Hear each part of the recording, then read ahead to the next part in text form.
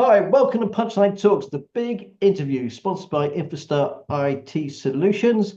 I'm Mark Owen, the owner and editor of punchlinegloucester.com. Welcome to Punchline Talks. Today, my special guest is Athila Roos. He's a wine agent and owner of Holy Spirits. Welcome, Attila. Welcome to Punchline Talks. Thank you. Lovely to be here. Thank you, Mark. No worries at all. Lovely to see you. Can you tell me, please, can you tell us all about the businesses that you run? Of course. My perhaps main business is called the Wine Agent. I started about 5.5 years ago, and it's a business that looks after a very small number of private clients and all of their liquid needs, if you may. It's called Wine Agent because I'm the personal wine agent to those individuals. If you look me up, you will find my company and you find a little bit about my history, but you won't find much more about that business because it's a recommendation only service. So it's a very small group of clients that I've built over time, and that business growth only happens from within that circle in a way. So it's by recommendation only. And the idea is that I help my clients and guide them through buying better, buying smarter, and curating a cellar that is specific for their needs. Okay, And and the Holy Spirits, I'm assuming yes, there we are, aren't we? All right behind you. exactly. And just over 2 years ago, 3.5 years ago, I've moved to the Cotswolds after having lived for 16 years in London. And just over 2 years ago, I decided that I needed an office to work from rather than the house or being on the road. And I decided to open a whiskey and fine wine shop, which is based in Nailsworth. I'm right opposite a church. And as part of the joke and the play on words, I decided to call the shop Holy Spirits. May have upset a couple of Christians on the way. But I welcome sinners and I convert people, convert them into better drinkers, if you may. There's Uh, nothing wrong with that. There's nothing wrong. I'm just going to quickly flip over to your website, actually. Let's see if I can share that. Can you see your own website there, please? I can indeed, yes. Excellent. Okay, so here we go. So anyway, I'll just quickly scroll down if I can. And so you said you've been going for 2 years at the shop. Just over 2 years, correct. I've opened in December 22. And how's business been? Because not being funny, it's a tough thing, retail. The It wine thing is. I can see, yet disconcerting clients, high value, might people who might spend a lot of money, shall we say?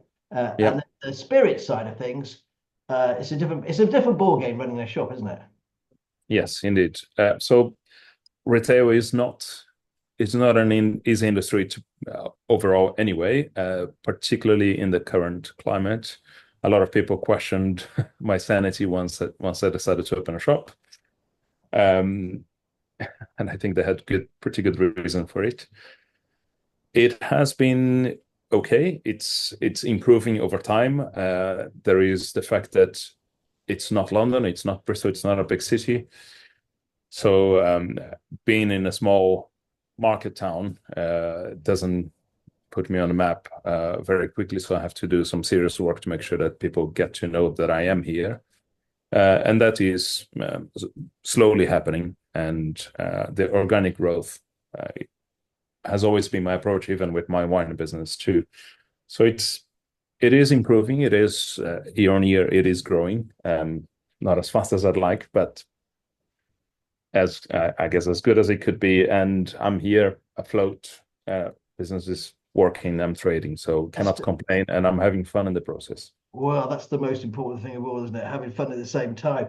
Look, I don't know very much about wine. I'll be honest with you, and I don't know very much about spirits. I don't drink whiskey because years ago when I was in the Air Force, I drank too much whiskey and was very ill.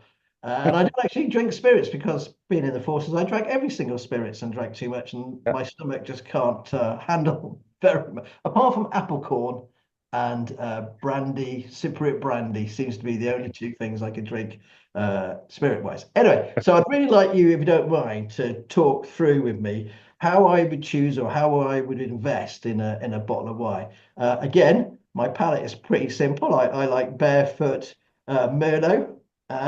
which is £7 a bottle. But they always say, well, it's not about the value, it's what you enjoy, and that's what I drink It far is. too much of. Ultimately, that's the point of every single bottle that is made, is that they are made to be drunk and enjoyed. And hopefully once you are opening whatever bottle that you've got in front of you, if that bottle is doing the job of making you happy and you're having a good time, then the bottle fulfills its life duty. Okay, I've just walked into your shop then. I've explained to you this is what I drink, and you say to me, okay, how do you how do you get me to buy a different bottle of wine, and are kind of looking to invest in wine, and what type of return of investment do we get, or would you hope to achieve from me? And I would assume. Um, so it depends a lot. When you're talking about investment, then it's a different ballgame altogether. First, I'll talk about how I would work. I would approach. Someone comes into the shop, they want to drink a bottle of wine, and they want to choose something, but they don't know how to navigate because lots of different names, different labels, different regions. For a lot of people, this is not what they do. It's not that easy to navigate. So how do I approach? Basically, Bob, you told me that you drink Barefoot Zinfandel, so I expect that, okay, there's a certain price bracket that I have to deal with. You also mentioned Merlot, so it's a type of grape variety that produces a medium to full-bodied, quite a soft tanning, something that is generally a fuller wine, but quite easy to drink. So I would then recommend you things from my selection that are on the lower end of the scale in terms of pricing, but also something that is, again, has both a bit of density, but really velvety, soft tannins, because that's this type of palate that I'd expect you to have. So I immediately try to read from what you tell me, and sometimes if I have bottles that are open, I give them for the individuals to taste, and from there it guides me into narrowing down the selection and offer you something. So I have picked a couple of different options here for the drinking side of it. So there's a little producer that I love from Spain, from Rioja, Miguel Merino. Until not long ago, he was the smallest producer in the whole of Rioja. Now he's still one of the smallest, but has grown from a massive 4 hectares, which is really not massive at all, it's tiny, to about 11 hectares altogether, but that's own vineyards plus a couple of contracted plots. And Miguel, I knew Miguel Senior, who unfortunately is no longer, and Miguel Junior is the man in the realm at the moment, and he's a brilliant winemaker. He actually was making the wines with the dad since 2017, and he's a much more technical, much more precise winemaker than the dad was. The dad was a brilliant man, a very fun marketeer as well, and but he also made pretty good wines, but they have gone from good to being great, and thankfully prices are still reasonable. Well, They are what's he not quite changed? Sorry. Barefoot Zinfandel level, but or Merlot, but also because that's not a how would you say, that's not a price bracket that I try to aim for, because I'm not going to try and compete with supermarkets or the likes of Majestics or any bigger chains, because I will lose that battle. I am a single man player in here. Yes, yeah. There's no margin in what I buy. No, Let's be honest no, no. about it. And I used to be a sommelier, and as a sommelier, I've tasted dozens of thousands of wines over my career, and I always try to select what I perceive as the best example of certain grape varieties or certain regions.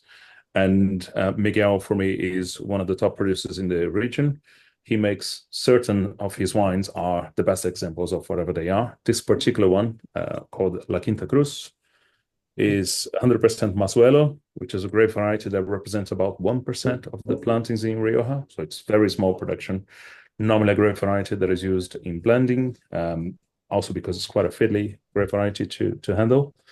But he has managed to craft something that is quite unique, quite beautiful. It throws this blue fruit, dense, plummy character, but at the same time there's perfume, there's a bit of spice. It tends to be a bottle that I've given blind to many people. I've given to people knowing that they're drinking Rioja, but it doesn't taste like a classic Rioja.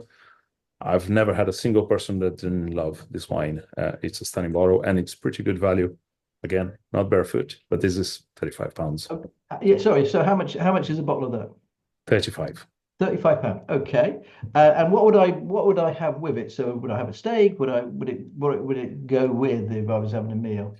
What? Um, I would choose things that have, if you are having a steak or something equivalent, try to choose things that have more sauce, not more sauce. So if you're making a stew, something that has a bit more layers of flavor rather than just a simple steak. If you have steak, you would have a steak with maybe Madeira or peppercorn sauce, and you would have other things to add layers of flavor and complexity.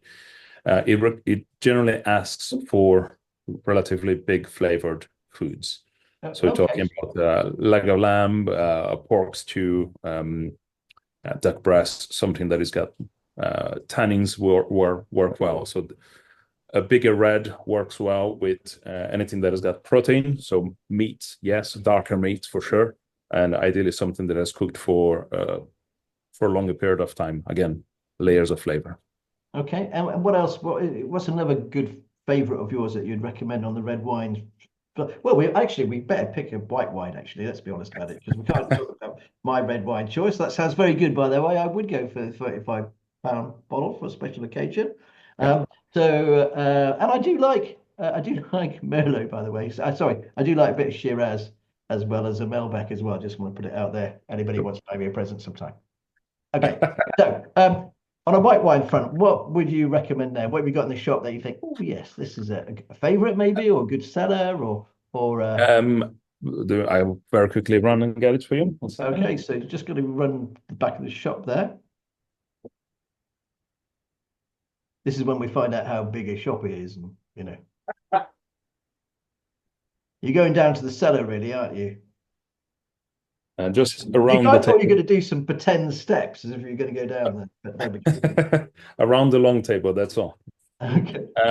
So on wines, a producer that he's, if you speak to any sommelier, any fine wine drinker that has huge collections and so on, they most likely will know this producer. It's a Domaine Ghibertot.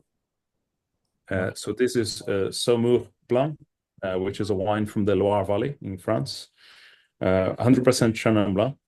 And Chenin Blanc is a grape variety that it's quite a chameleon.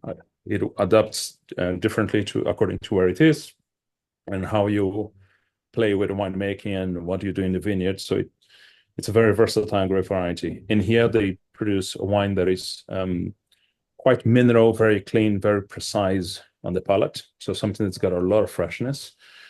So people that tends to like things like Sauvignon Blanc, so English palate, if you may, Sauvignon Blanc, Pinot Grigio, very clean, light white. But it's got a lot of density in terms of flavor. It's really long.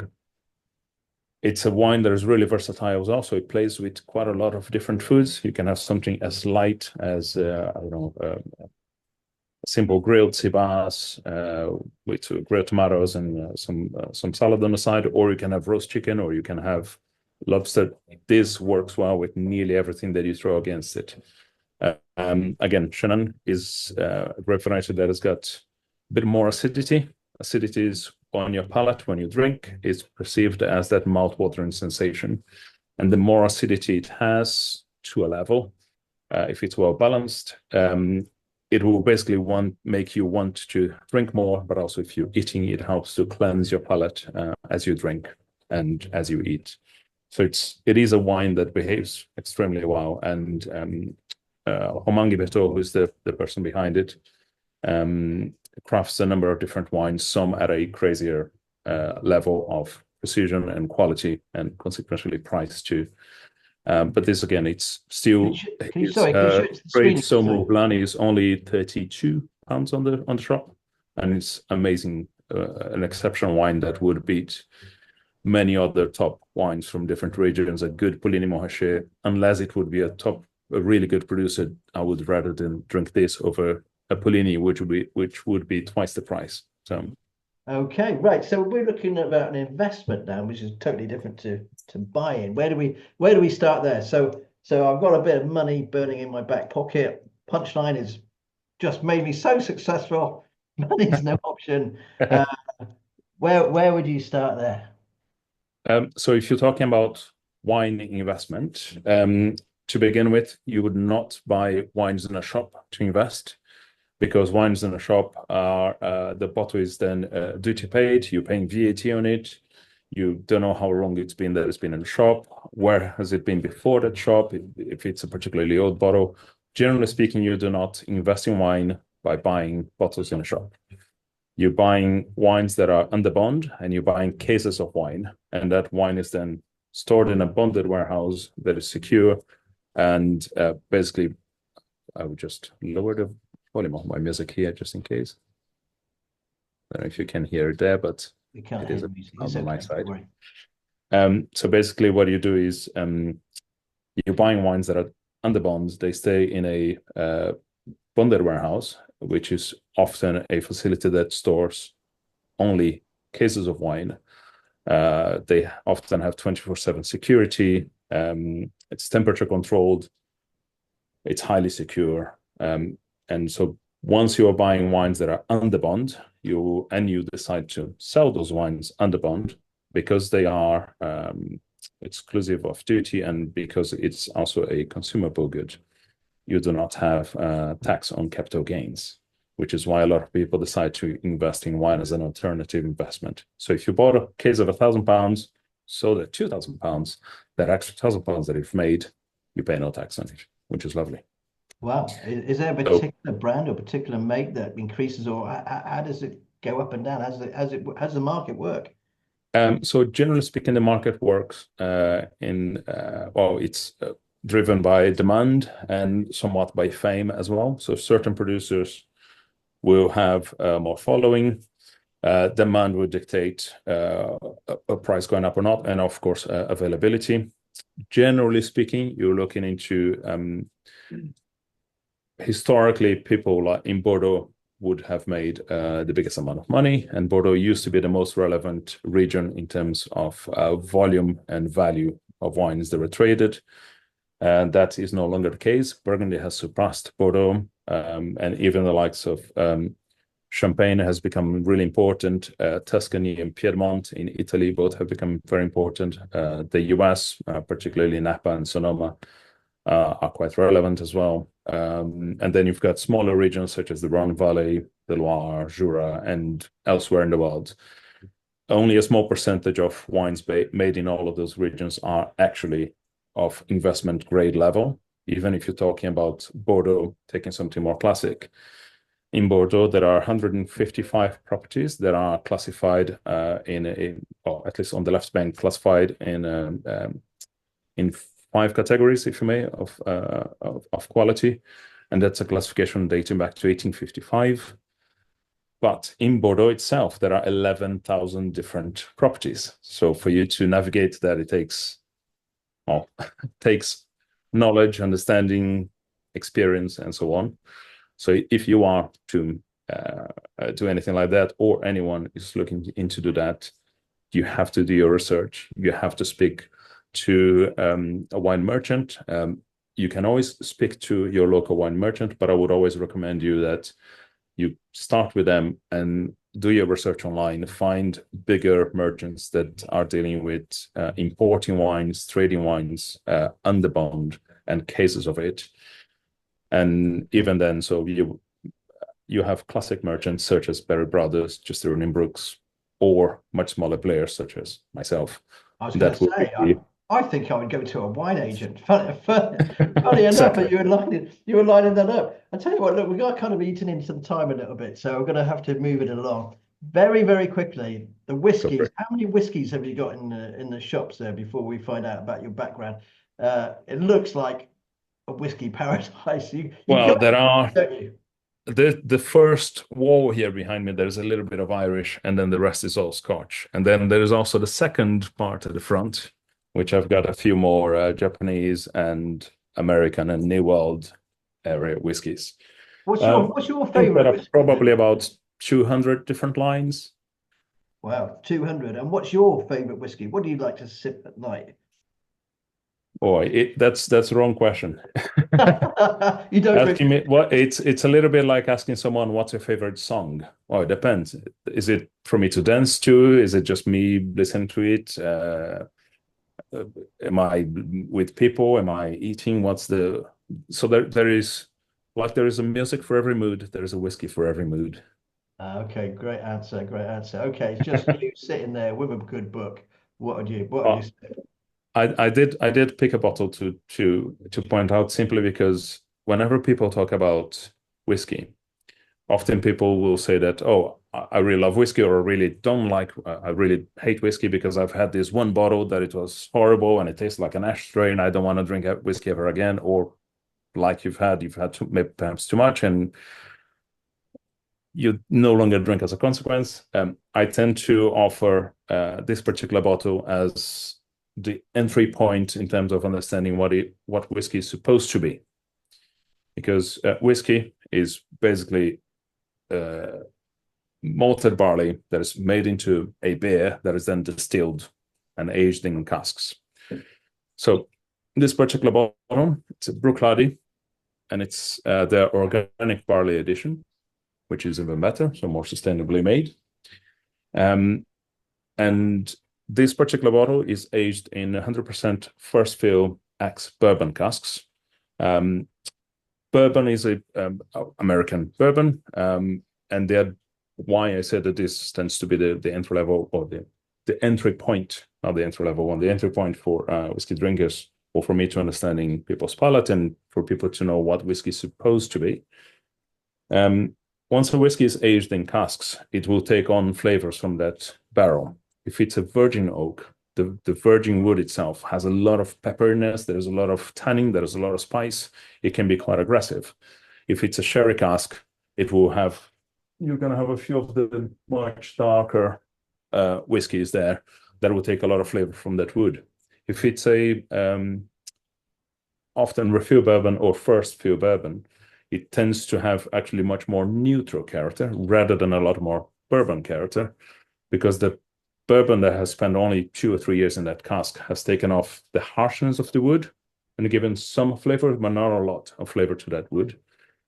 So it keeps the characteristics of the distillery and the malt, the barley itself, much more pure to its original form in a way. So it's an unpeated malt in a cask that is fairly neutral.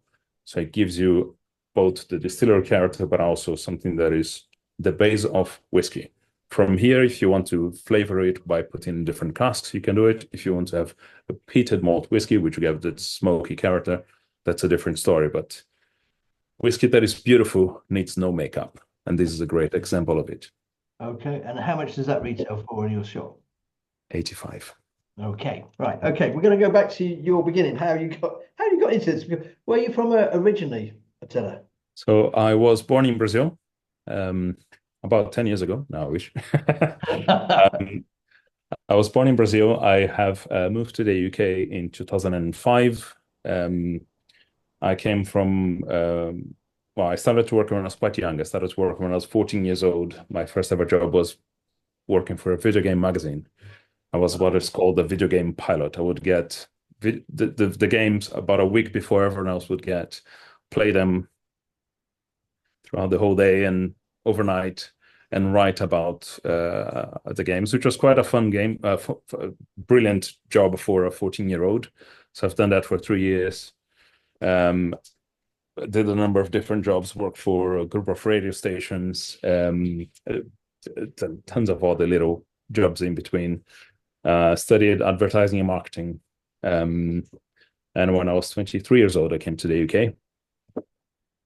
And in the UK, I have done a number of different things. Again, never afraid of working hard and figuring out what I also wanted to do. Very soon after I got here, I found, not that I found wine, but I found that you could actually work with wine and be paid to do it, which in Brazil wasn't so much of a thing. It was very peripheral there. Whilst in here, if you go to every convenience store, every restaurant, every shop, everywhere, there's wine. So I decided that that's what I really wanted to do.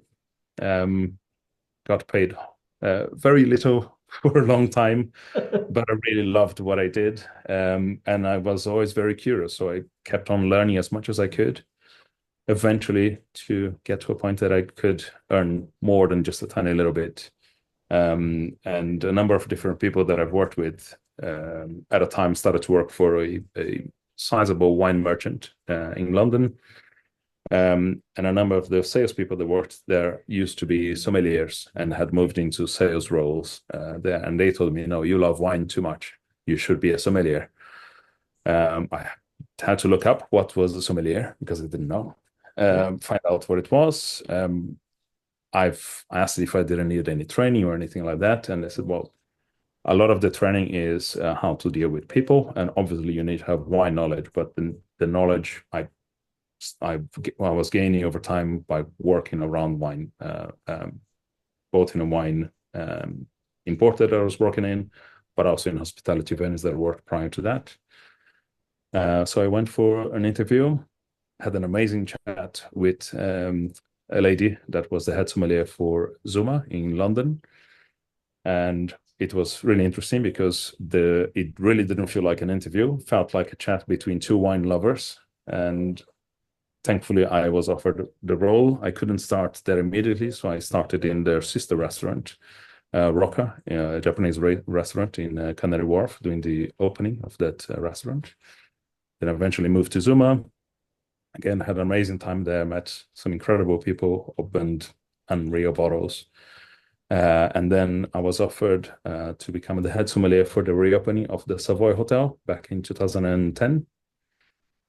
And at 10 past 10, on the 10th of 2010, the hotel reopened, and I was part of the reopening team as the head sommelier for the operation there before eventually being called back by the same parent ownership group behind Rock and Zuma. So they were refurbishing and reopening the Arts Club, which is a members club in Dover Street. So again, I was part of the reopening of this venue, which I was the head sommelier for 4 years, and built an amazing team. Loved my time in there. It was very, very difficult, very challenging. Hospitality venues, once you are, especially during an opening, you're doing 60, 70, 80 hours per week. You work really hard, and the social life is non-existent other than the life inside the venue. But the learnings you get from it are incredible. So I loved it. Anything in the hospitality trade, let's be honest about it. Exactly. You've got to put the hours in to get it. So how did you end up then in Nailsworth? You know? During lockdown, we, like everyone else, we had a reevaluation of our life situation, our work-life balance. I then had already started my business, so I could work from anywhere, basically. Marina, my wife, she also had taken over the business from her dad, and she started to work remotely. So we decided that, okay, well, if we both can work from anywhere, do we want to be in London? Oh, first it was, do we need to be in London? No. Okay, let's move somewhere else. And do we need to be here? No, we don't. So yes, we're definitely moving. And then after we did some research, thought of perhaps going abroad, but it was the infancy days of both my business and her understanding of her business too. So we thought, okay, maybe we don't go abroad quite yet if we're going to do it. And we decided to stay in the country, did a bit of research on areas that had either hills or mountains, wanted, again, space, but something not too rural, something that was in between a country life in a way, but with good access to transport links and good access to everything. Plus, once we first visited this area, we stayed in Ellsworth, which we fell in love with. We went visiting the farmers market in Stroud, which we fell in love with. I just remember being there, buying croissant, buying a pastel de nata, and looking at the hills, seeing the sheep behind it, and we're in a busy town where everything's happening. It felt perfect, and we thought, okay, this is the place. Yeah. So we And moved it's here. funny, everybody that comes here, they tend to stay, myself There's good included. reason for it. They just fall in love with the place. Do you know what? We are sadly running out of time, but I'm going to find out a little bit more, just very, very quickly. What's your biggest mistake you made? Running your own business there, what would you do differently? I would have gotten a very good accountant to begin with, because the amount of times that I've done mistakes in my accounting by simply not knowing what you're doing, that's it can be costly. So get a good accountant, deal what you deal, and do that well. What you on the parts that you're not good, like accounting, because of all the technicalities, taxation, what goes where, that's not my forte. I should have gotten well, I have an accountant, but I should have gotten a very good accountant to begin with. So to Okay, make sure that from the beginning I do it well. this sounds like one of your top three tips, actually. So I might have to go back to that. But on a personal level, on the side of your bed, or what's the latest novel that you've read? Oh, I'm finishing Oh, still. The Rest is Politics by Rory Stewart. I love politics. I was when I first moved here, I was told that you should not get into conversations with the British about politics, religion, and football because it's too controversial. It's the three things that I loved talking about to begin with. I've phased out football a little bit because I don't follow it so much, but I can easily get into conversations and crazy arguments about religion a little bit, less so again, but politics always. okay. Well, I've got that book as well. It's on the side of my bed, which I haven't started yet. It has been on three different holidays with me. So bought it in the airport and it's been traveling around the world with me, but it does look really good. So I know exactly which book you're talking about. So we're going to kind of wrap it up. I'm afraid to say. So, what are your top three business tips, please, Attila? Um, Again, perhaps part of my traveling and discovering and always be curious, I was very lucky to have encountered wine. If you can, choose a job, an industry that you love. Find something that you love, and as they say, if you work with what you love, it will never feel like work. It is hard work. It feels like work sometimes, but you have a really good purpose to wake up and deal with it, and it's lovely. So I've chosen to deal with all these beautiful liquid genes inside a bottle, and I'm very lucky to do so. Okay, that's your first one. What's your second one? First one for sure. Don't be afraid to try something out of your comfort zone. You're always learning. The amount of different things that I've done to get where I am.